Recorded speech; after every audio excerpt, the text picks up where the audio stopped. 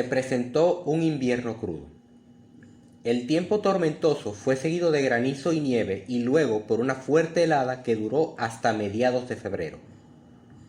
Los animales se las arreglaron como pudieron para la reconstrucción del molino, pues bien sabían que el mundo exterior los estaba vigilando y que los envidiosos seres humanos se regocijarían y triunfarían sobre ellos si no terminaban la obra a tiempo. Rencorosos, los humanos fingieron no creer que fue Snowball quien había destruido el molino. Afirmaron que se derrumbó porque las paredes eran demasiado delgadas. Los animales sabían que eso no era cierto. A pesar de ello, decidieron construir las paredes de 1 metro de espesor en lugar de medio metro como antes, lo que implicaba reunir una cantidad mucho mayor de piedras. Durante largo tiempo la cantera estuvo totalmente cubierta por una capa de nieve y no se pudo hacer nada. Se progresó algo durante el periodo seco y frío que vino después, pero era una labor cruel y los animales no se sentían optimistas como la vez anterior. Siempre tenían frío y en muchas ocasiones hambre. Únicamente Boxer y Clover jamás perdieron el ánimo. Squealer pronunció discursos magníficos referentes al orgullo del servicio prestado y la dignidad del trabajo, pero los otros animales encontraron más inspiración en la fuerza de Boxer y en su infalible grito «¡Trabajaré más!». En enero escaseó la comida. La ración de maíz fue reducida drásticamente y se anunció que, en compensación, se iba a otorgar una ración suplementaria de patatas. Pero luego se descubrió que la mayor parte de la cosecha de patatas se heló por no haber sido protegida suficientemente. Los tubérculos se habían ablandado y descolorido, y muy pocos eran comestibles. Durante días enteros los animales no tenían con qué alimentarse, excepto paja y remolacha. El espectro del hambre parecía mirarlos cara a cara. Era totalmente necesario ocultar eso al mundo exterior. Alentados por el derrumbamiento del molino, los seres humanos estaban inventando nuevas mentiras respecto a Granja Animal.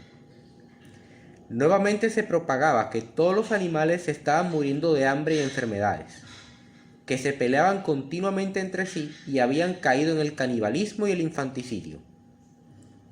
Napoleón conocía bien las desastrosas consecuencias que acarrearía el descubrimiento de la verdadera situación alimenticia y decidió utilizar al señor Whymper para difundir una impresión contraria. Hasta entonces, los animales tuvieron poco o ningún contacto con Whymper en sus visitas semanales. Ahora, sin embargo, unas cuantas bestias seleccionadas, en su mayor parte ovejas, fueron instruidas para que comentaran casualmente, al alcance de su oído, que las raciones habían sido aumentadas.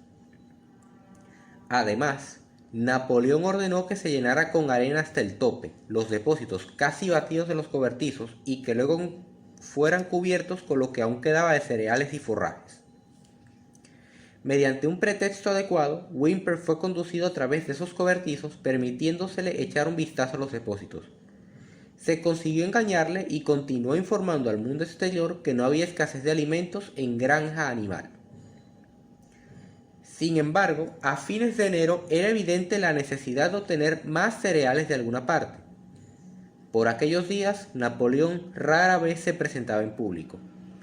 Pasaba todo el tiempo dentro de la casa, cuyas puertas estaban custodiadas por canes de aspecto feroz.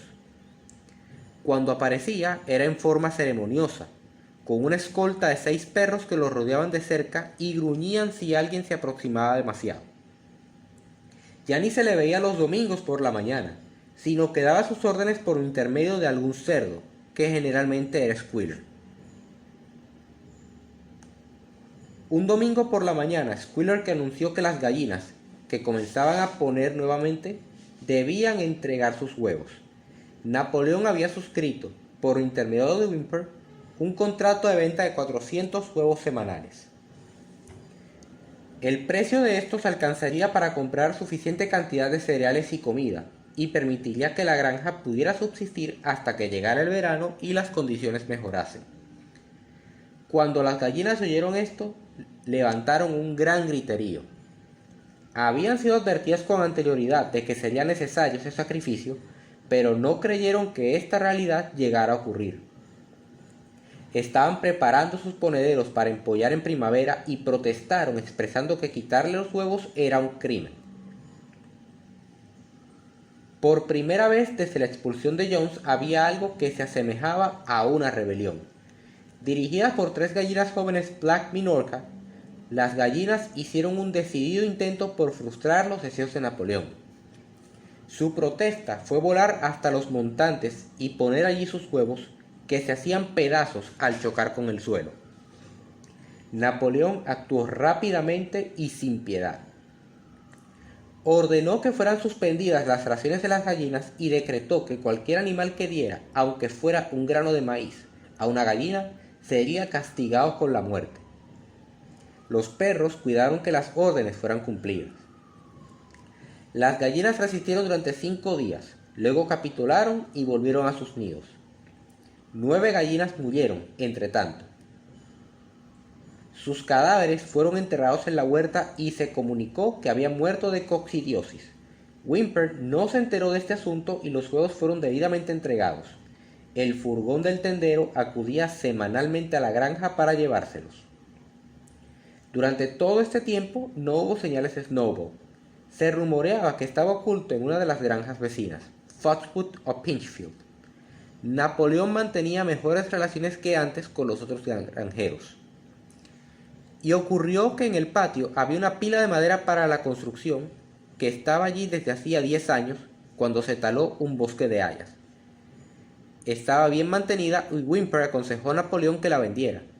Tanto el señor Pilkington como el señor Frederick se mostraban ansiosos por comprarla. Napoleón estaba decidido entre los dos, indeciso entre los dos, incapaz de adoptar una resolución. Se notó que cuando parecía estar a punto de llegar a un acuerdo con Frederick, se decía que Snowball estaba ocultándose en Foxwood, y cuando se inclinaba hacia Pilkington, se afirmaba que Snowball se encontraba en Pinchfield. Repentinamente, a principios de primavera, se descubrió algo alarmante. Snowball frecuentaba en secreto la granja por las noches. Los animales estaban tan alterados que apenas podían dormir en sus establos. Todas las noches se decía, él se introducía al amparo de la oscuridad y hacía toda clase de daños. Robaba el maíz, volcaba los cubos de leche, rompía los huevos, pisoteaba los semilleros, roía la corteza de los árboles frutales. Cuando algo andaba mal, se hizo habitual atribuírselo siempre a Snowball. Si se rompía una ventana o se obstruía un desagüe, era cosa segura que alguien diría que Snowball durante la noche lo había hecho. Y cuando se perdió la llave del cobertizo de comestibles, toda la granja estaba convencida de que Snowball la había tirado al pozo. Cosa curiosa, siguieron creyendo eso aún después de que se encontrase la llave extraviada debajo de una bolsa de harina. Las vacas declararon unánimemente que Snowball se deslizó dentro de sus establos y las ordeñó mientras dormían. También se dijo que los ratones, que molestaron bastante aquel invierno, estaban en connivencia con Snowball. Napoleón dispuso que se hiciera una amplia investigación de las actividades de Snowball. Con su séquito de perros salió de inspección a los edificios de la granja, siguiéndole los demás animales a prudente distancia. Cada X pasos, Napoleón se paraba y oía el suelo buscando rastros de pisadas de Snowball, las que, según dijo él, podía reconocer por el olfato. Estuvo olfateando todos los rincones, en el granero, en el establo de las vacas, en los gallineros, en el huerto de las legumbres, y encontró rastros de Snowball por casi todos los lados. Pegando el hocico al suelo, husmeaba profundamente varias veces y exclamaba con terrible voz: «Snowball, él ha estado aquí, lo huelo perfectamente». Y al oír la palabra Snowball, todos los perros dejaban oír unos gruñidos horribles y enseñaban sus colmillos. Los animales estaban completamente asustados. Les parecía que Snowball era una especie de maleficio invisible que infestaba el aire respirable y les amenazaba con toda clase de peligros. Al anochecer, Squealer los reunió a todos y con el rostro alterado les anunció que tenía noticias serias que comunicarles. «¡Camaradas!», gritó Squealer, dando unos saltitos nerviosos. Se ha descubierto algo terrible. Snowball se ha vendido a Frederick y el de la granja Pinchild. Y en este momento debe estar conspirando para atacarnos y quitarnos nuestra granja. Snowball hará de guía cuando comience el ataque, pero hay algo peor aún. Nosotros habíamos creído que la rebelión de Snowball fue motivada simplemente por su vanidad y ambición, pero estamos equivocados, camaradas. ¿Sabéis cuál es la verdadera razón? Snowball estaba de acuerdo con Jones desde el mismo comienzo. Fue agente secreto de Jones desde siempre. Esto ha sido comprobado por documentos que dejó abandonados y que ahora hemos descubierto. Para mí esto explica muchas cosas, camaradas. No hemos visto nosotros mismos que él intentó, afortunadamente, sin éxito, provocar nuestra derrota y aniquilamiento en la batalla del establo de las vacas. Los animales quedaron estupefactos. Aquello era una maldad mucho mayor que la destrucción del molino, pero tardaron varios minutos en comprender su significado. Todos ellos recordaron, o creyeron recordar, cómo habían visto a Snowball encabezando el ataque en la batalla del estado de las vacas, cómo él los había reunido y alentado en cada revés, y cómo no vaciló un solo instante, aunque los perdigones de la escopeta de Jones le hirieron en el lomo.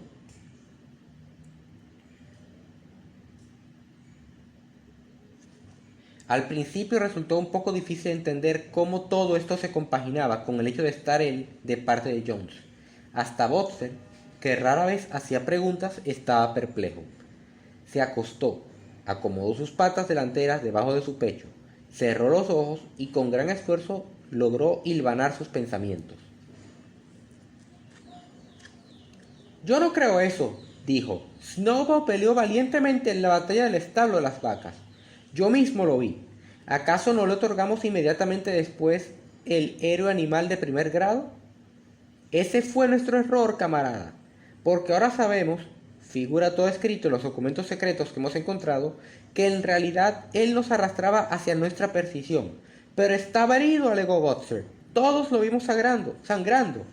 Eso era parte del acuerdo», gritó Squealer. «El tiro de Jones solamente lo rozó». «Yo os podría demostrar esto, que está escrito de su puño y letra, si vosotros pudierais leerlo. El plan era que Snowball, en el momento crítico, diera la señal para la fuga, dejando el campo en poder del enemigo. Y casi lo consigue. Diré más, camaradas. Lo hubiera logrado no ser por nuestro heroico líder, el camarada Napoleón. ¿Recordáis cómo, en el momento preciso que Jones y sus hombres llegaron al patio, Snowball repentinamente se volvió y huyó, y muchos animales lo siguieron? Y recordáis también que justamente en ese momento, cuando cundía el pánico y parecía que estaba todo perdido, el camarada Napoleón saltó hacia adelante al grito de «muera la humanidad» y hundió sus dientes en la pierna de Jones. «Seguramente no habéis olvidado esto, camaradas», exclamó Squealer. Como Squealer describió la escena tan gráficamente, a los animales les pareció recordarlo.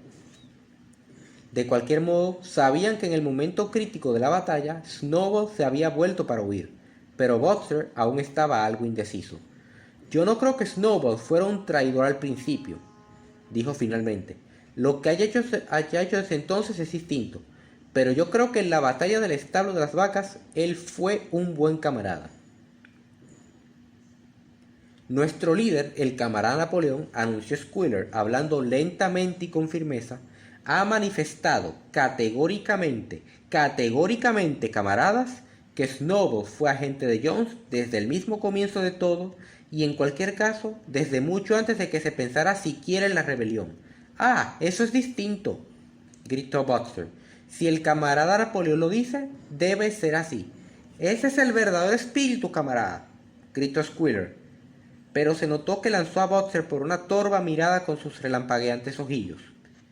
Se volvió para irse, luego se detuvo y agregó en forma impresionante: «Yo le advierto a todo animal de esta granja que tenga los ojos bien abiertos, porque tenemos motivos para creer que algunos agentes secretos de Snowball están entre nosotros y al acecho en este momento». 4 días después, al atardecer, Napoleón ordenó a los animales que se congregaran en el patio. Cuando estuvieron todos reunidos, Napoleón salió de la casa luciendo sus 2 medallas, porque recientemente se había nombrado él mismo héroe animal de primer grado y héroe animal de segundo grado, con sus 9 enormes perros brincando alrededor y emitiendo gruñidos que produjeron escalofríos en los demás animales. Todos ellos se recogieron silenciosamente en sus lugares, pareciendo saber de antemano que iban a ocurrir cosas terribles. Napoleón se quedó observando severamente su auditorio. Luego emitió un gruñido agudo.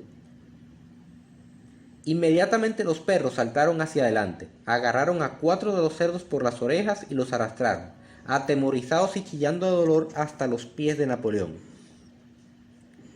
Las orejas de los perros estaban sangrando. Los perros habían probado sangre y por unos instantes parecían enloquecidos. Ante el asombro de todos, 3 de ellos se abalanzaron sobre Boxer. Este los vio venir y estiró su enorme casco, paró a uno en el aire y lo sujetó contra el suelo. El perro chilló pidiendo misericordia y los otros huyeron con el rabo entre las piernas. Boxer miró a Napoleón para saber si se debía continuar aplastando al perro hasta matarlo o si debía soltarlo. Napoleón pareció cambiar de semblante y le ordenó bruscamente que soltara al perro, a lo cual Boxer levantó su pata y el can cayó maltrecho y gimiendo. Pronto cesó el tumulto. Los 4 cerdos estaban temblando y con la culpabilidad escrita en cada surco de sus rostros. Napoleón les exigió que confesaran sus crímenes. Eran los mismos 4 cerdos que habían protestado contra cuando Napoleón abolió las reuniones de los domingos.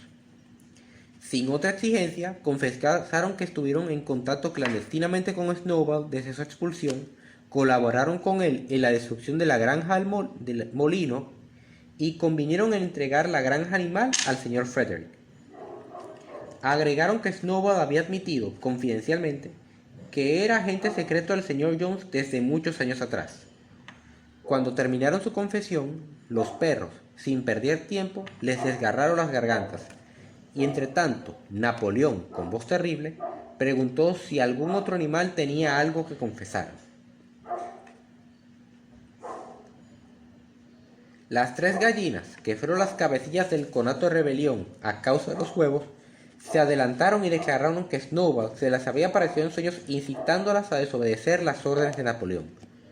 También ellas fueron destrozadas. Luego un ganso se adelantó y confesó que había ocultado 6 espigas de maíz durante la cosecha del año anterior y se las había comido por la noche. Luego una oveja admitió que hizo aguas en el bebedero, instigada a hacerlo, según dijo, por Snowball, y otras 2 ovejas que confesaron que asesinaron a un viejo carnero muy adicto a Napoleón, persiguiéndolo alrededor de una fogata cuando tosía.